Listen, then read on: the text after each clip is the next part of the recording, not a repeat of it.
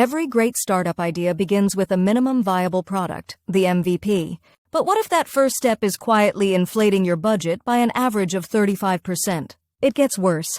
Early technical missteps can cost you 2 to 3 times your entire MVP budget to fix later on. This isn't just bad planning.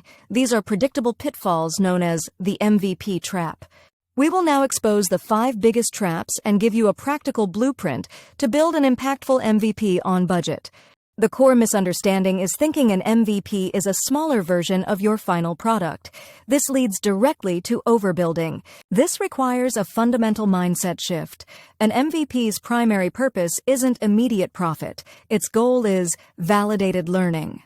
You must act as a scientist, not just a builder. You're creating the smallest possible experiment to test your biggest assumption. This means your MVP must solve one core, painful problem exceptionally well, instead of trying to do 10 things poorly. Without this sharp focus, you build on assumptions. And building what you think users want is the fastest way to build something nobody needs.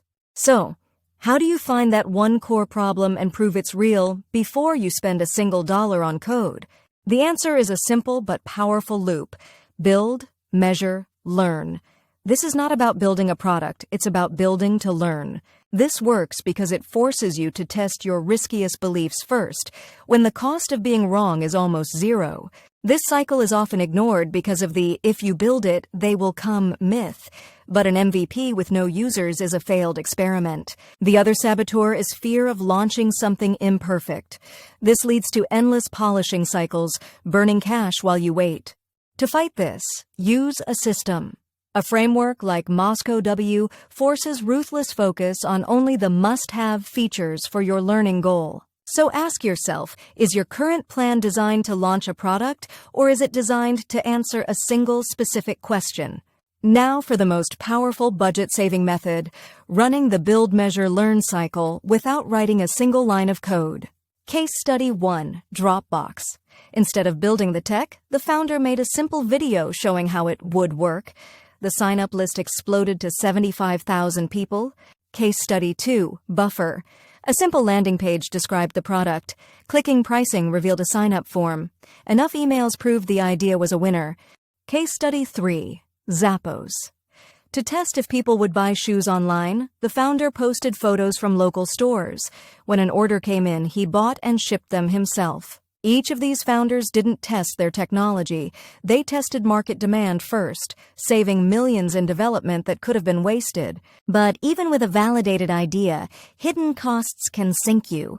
These aren't on the developer's quote. They are revisions, subscriptions, and miscommunication. A major hidden cost is technical overbuild, choosing a trendy, complex tech stack when a simpler one would do. It slows you down. The opposite is also true. Choosing tech that's too simple and can't scale is where that 2-3x future cost trap is set. Finally, viable may not be enough. You might need a minimum lovable product. This isn't more features, it's a delightful core experience. This presents a tough choice. How do you balance lovable with minimum without falling back into the trap of overbuilding? You create an MLP on a budget by focusing all your design polish and attention on solving that one core problem beautifully. Remember the build, measure, learn cycle? Your Dropbox video or Buffer landing page is the build step. The signups are your measure. The ultimate defense against hidden costs is user feedback. It stops you from building features nobody asked for, saving you from wasted time. For those needing a functional test, no-code and low-code platforms are the great synthesizer, combining speed with a tight budget.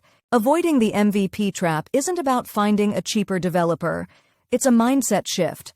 Stop thinking, build a product. Start thinking, answer a question. An impactful MVP is not a small version of a big product.